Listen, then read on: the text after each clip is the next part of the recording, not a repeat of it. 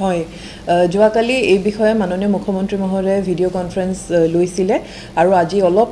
সময় আগতে আমি SOP এখন পাইছোঁ হেল্থ ডিপাৰ্টমেণ্টৰ পৰা আৰু আমি একেদিন যোৱা 2-4 দিনৰ পৰা বিভিন্ন বিভাগৰ লগত মিটিংছ কৰি থকা হৈছে যিখিনি সংশ্লিষ্ট বিভাগ আৰু কৰ্তৃপক্ষ আছে আৰু আজি SOPখন পোৱাৰ পিছত এতিয়া আমাৰ প্লেনিংটো ষ্টাৰ্ট হ'ব যে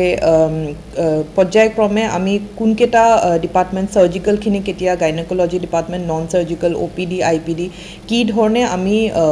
ছাকচেছিভলি শিফটিং কৰাম সেই প্লেনিংটো আজি আমি কৰিম আৰু এতিয়া কিছু ডিপাৰ্টমেণ্টছ পেৰেলেলি চলি থাকিব আৰু তাৰে পিছৰ যিখিনি প্লেনিং হ'ব সেইটো স্বাস্থ্য বিভাগৰ লগত আমি বহি পেলাই সেই ডিচিশ্যনটো লোৱা হ'ব তাৰমানে এতিয়া যিখন SOP আহিছে মোৰ হাতত আছে SOPখন চ' সেইটোত কিছু ডিপাৰ্টমেণ্ট পেৰেলেলি চলি থাকিব বুলি কৈছে কিছু দিনৰ বাবে আৰু কিছু ষ্টাফ তাতে দিয়া হ'ব কিছু ষ্টাফটো হস্পিটেলত মেডিকেল কলেজত অলৰেডি দিয়া আছে লাইক প্ৰিন্সিপাল দিয়া আছে তেনেকৈ কিছু ষ্টাফ দিয়া আছে তো অলপ আমি বহি এতিয়া প্লেনিংটো কৰাৰ পিছত আৰু ডিটেইলছত আমি ক'ব পাৰিম বিভিন্ন কৰ্মকৰ্তাৰ দাবী কৰিছে ৰঘুনাথ চিভিল ইয়াতে থাকিব লাগে ইয়াত মানে বিভিন্ন ঠাইৰ পৰা আহি চিকিৎসা লয় তাতে মেডিকেল কলেজ থাকিব লাগে ভালে হৈছে কিন্তু ৰঘুনাথ চিভিল থাকিলে ভাল হ'ব এইটো মন্ত্ৰীগত কাম ইয়াত কি ক'ব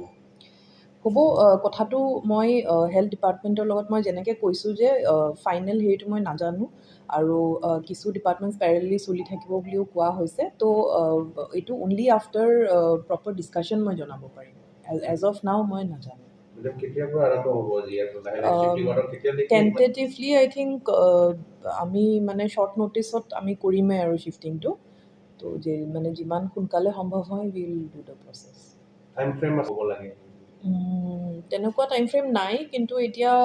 মানে সেইটোৱে আকৌ প্লেনিংটো যেতিয়া আমাৰ হৈ যাব সেইমতে আমি ফাইনেলাইজ কৰি তাৰপিছত মই আপোনালোকক জনাই দিম যদি তাতে যদি ইয়াৰ একে ফেচিলিটি হ'ব না বা মানে যদি নগ'লে টাইম লাগিব যদি তাতে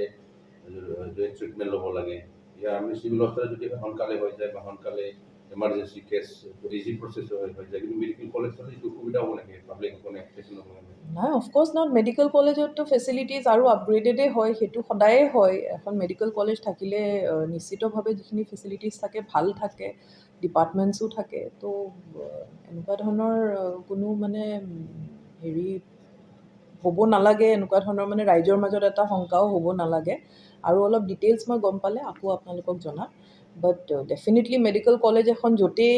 মানে in any district of Assam medical কলেজৰ অল ফেচিলিটিজ আৰ অলৱেজ